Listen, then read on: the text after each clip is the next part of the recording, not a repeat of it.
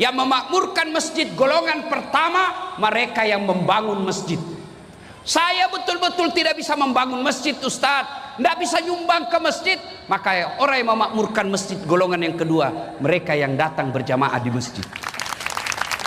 Alhamdulillah, saya beberapa kali datang ke Tanah Bumbu ini, Masya Allah, masjid selalu penuh, Pak.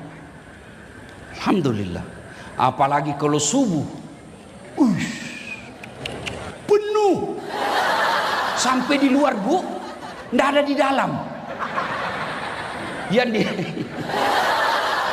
Yang di dalam orang tua sudah pensiun, yang sudah muka-muka sakaratil maut, lomba batuk lah dia di dalam. Anak muda kan ada di dalam.